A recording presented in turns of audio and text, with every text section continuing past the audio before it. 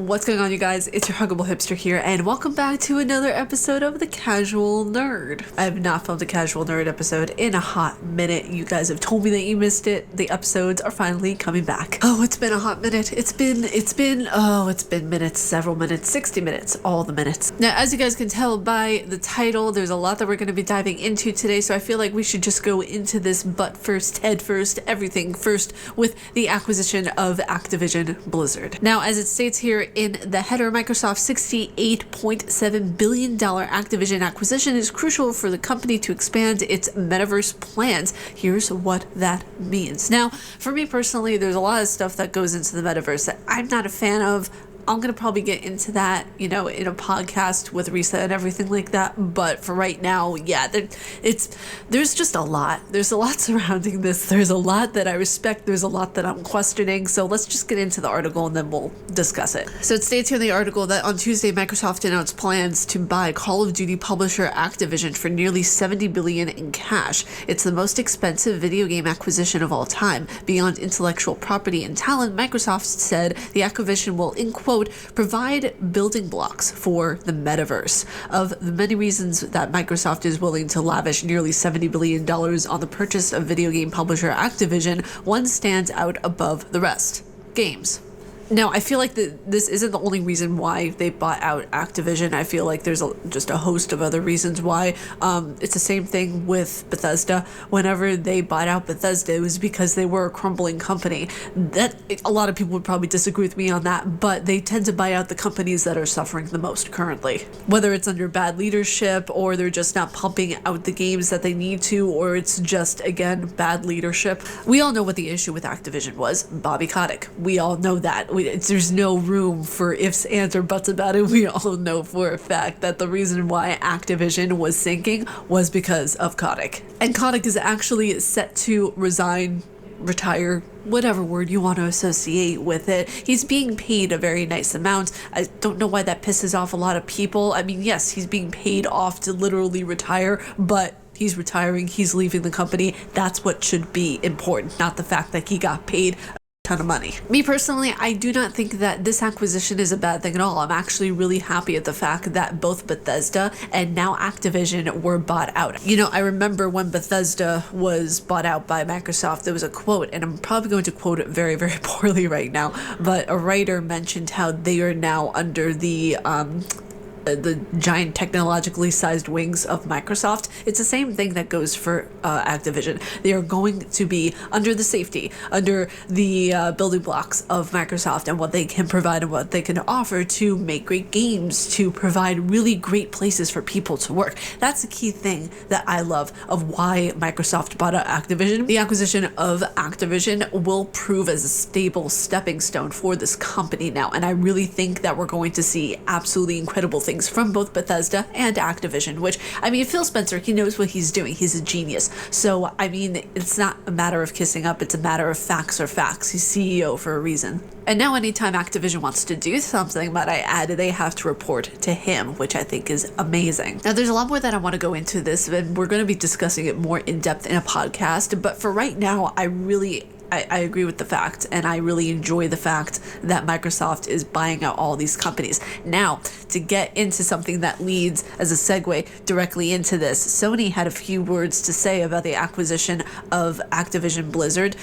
I don't understand, and this is a completely separate thought from what I'm about to talk about for the next article. I don't understand why people think that Sony should be the one that's being bought out. I really like the fact that Microsoft is seeing companies that are a little bit more on the downtrodden side, and they're seeing the struggle, and they're seeing what's going on, and they're trying to fix what's going on because they care about the gaming community so much that's why the acquisitions are happening. I don't see it as a negative as much as I do a positive. And to lead directly into the next article, it states in the header, Sony issues statement about Microsoft and Activision Blizzard purchase and Xbox exclusivity. Now, it states here in the article, Sony has finally commented on the massive news that Microsoft has bought Activision Blizzard for nearly $70 billion, and it's not exactly congratulatory. Speaking to the Wall Street Journal, Sony had this to say about Microsoft's responsibility to honor Activision's existing contracts. In quote, "We expect that Microsoft will abide by contractual agreements agreements and continue to ensure Activision games are multi-platform.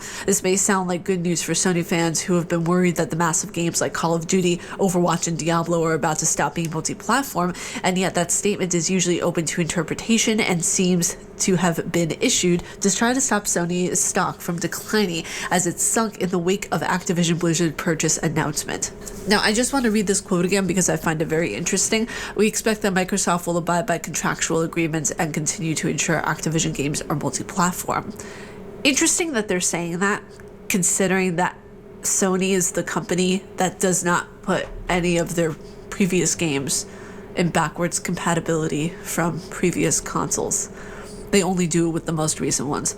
So if you have a PS5, you can play PS4, but you can't play PS3, PS2, or PS1 unless you have those consoles. Not a slap in the face, but I feel like, Microsoft is very kind to Sony. They're very, team spirit, we're all in this together kind of thing with Sony because Xbox are team players. Not to say that Sony aren't team players too, but Sony are more like, I don't know what it is. I get the vibe that Sony is more acting like the cool kids at the table and they're like, oh, we wear pink on Wednesdays. Now, don't get me wrong. I'm a huge Sony fan. I'm a huge Microsoft fan. I'm a huge Nintendo fan, but I will be ready to call out any of those companies on their BS when I see it. And right now, I feel like this quote, this statement that we're getting from Sony, I feel like it's like, oh, we're not happy for you, but yay. I feel like there's a tinge of bitterness behind this, although, a lot of people would probably disagree with me in the fact of they're just stating facts of, facts. Obviously, they were going to abide by the contractual agreement. It's what Phil Spencer said in one of his recent posts. He even states in his tweet here, I had to find it really quickly, he said, had good calls this week with leaders at Sony. I confirmed that our intent is to honor all existing agreements upon acquisition of Activision Blizzard and our desire to keep Call of Duty on PlayStation. Sony is an important part of our industry and we value our relationship. Now, this just goes to show you this is a stand-up person. Okay, I don't see a lot of companies who are billion-dollar companies really doing this and going the extra mile to making sure that their community is aware of what's going on every step of the way. Unless we see numbers like we, saw, oh, they were acquired, Activision was acquired for $70 billion. That's numbers. Those are facts. Those are things that are tangible that we can see in front of us. Whenever we're looking at tweets and we're looking at different things that we have to pick apart in our mind, we don't know what's fact from what things they're just trying to save face on. Let's be very clear about this. Let's be very clear about the intent behind the tweets. Let's be very clear about the fact that we don't know anything from anything, okay? They are the only ones that know 100% of the truth all the time about what they are working on. And what they choose to tell us is what they choose to tell us. But we don't know absolutely everything. Now, just to go into this tweet a little bit, because I feel like understanding, just the way we were trying to understand motives behind PlayStation, it's, only fair to go into this tweet as well with what Phil says. Had good calls this week from leaders at Sony. I confirmed our intent is to honor all existing agreements upon acquisition of Blizzard and our desire to keep Call of Duty on PlayStation. Now, the word intent, it's their intent to. Do they want to? That's another story entirely. I don't, the more exclusivities, the better for some platforms. I mean, a lot of them look at them as trophies to an extent from what I can gather. Because when you look at it, when you see that a company has an exclusive, let's take Microsoft and their exclusivity on Ori and the Will of the Wisps and Ori and the Blind Forest. That is exclusive to Microsoft and Xbox. And the Switch as well. I forgot about that. There are also exclusivity rights on the Switch as well, but not for PlayStation. Now, when we look at that, it could be a contractual thing of where they don't have the rights yet, they don't have licensing agreements, all that kind of stuff. I'm not going to go into that right now, but it just goes into showing you have to really understand the wording and the word choices behind certain tweets that these guys do, because at the end of the day, it's all PR, it's all marketing, and they don't have to do this. That's the third major point I want to get across to you guys. They don't have to do this. They're doing this because they care about you guys. They want you guys to be in the loop and in the process and behind the scenes with everything. Not too much of where you know everything, but just enough so that you know. Sony is an important part of the industry and we value our relationship. That's just something to be nice and, coat things with sugar because, they could possibly mean it. But at the end of the day, they're being good sports and they're being good team players with posting this tweet. And I think it is a really It's a good indicator of the kind of person that Phil is. It's a very good indicator of that he's a team player and he's someone that's going to go the extra mile. I'm assuming here. I don't know the guy personally. I'm just assuming, but that's what I assume. I always assume that people are good, unless they give me a reason to believe otherwise. The next up in gaming news, this was something that was sent to me in my Discord, which, by the way, you guys have been killing it in the Discord. Always, per usual. Thank you for all the articles that you guys send to me. If an article isn't in the Casual Nerd, either A, I couldn't find a reason for it to be, or B, I just didn't have time to put it in. It'll probably be in there next week. But needless to say, thank you guys for all the work that you guys put in my Discord for posting articles there. The link is down in the description below, by the way, if you guys want to check out my Discord. The new game that is making waves, or ghostly goblins fly away, not sure which one. Midnight Ghost is like Dead by Daylight and Phasmophobia had a spooky baby. I like that title. Now it states here in the article that, in quote, "I'm having a 1 versus 1 with the trash bin." Midnight Ghost Hunter game director Samuel Malone says, "Between laughter during my hands-on preview, I'm playing the 4 versus 4 ghost hunting prop hunt game from Vaulted Sky Games and Coffee Stain Publishing alongside Malone, my co-worker Jordan Gerblick, and a few others, and it's been chaos from the start. Midnight Ghost Hunt is kind of the game that will blow up on Twitch. It's a fun take on the prop hunt game genre that fits right in with titles like Dead by Daylight and Phasmophobia, a love letter to Malone's favorite mod, Prop Hunt. It promotes perpetual pandemonium and makes it so fun to watch as it is to play. With a second beta on the way, more players will get to test out their ghost hunting skills." And this is just a fun little news thing. If you guys want to check it out, I'll be sure to find a link to where you guys can go for the beta if it's still in open beta, and I'll put it down below so you guys can check it out. And lastly, we're going to go into a little bit of a psychology for today, which I'm very, very excited to have found this article in my Discord section, where it states here in the header, "Video games that diagnose, monitor, treat depression developed by scientists." I love this so much. I love that. And you know what? It just makes me think back to when everyone was like, "Oh my god, gaming is so bad for you. It causes anger, it causes depression, it causes mood swings." No, Karen, actually it's the complete opposite, okay? Software analyzes the patient's voice, eye gaze, and micro expressions along with behavioral measures including reaction times, memory, and error rates. I love this. Kind of spooky though how much technology is being uppity-upped, but I absolutely love this, and it's going to be put to good use. I cannot wait to see the different types of technology that come out in the future to help with mental disorders, to help with depression, to help with schizophrenia, to help with even dissociative identity disorder. I absolutely love that all these technologies are being put to good use and to help and better the person's life.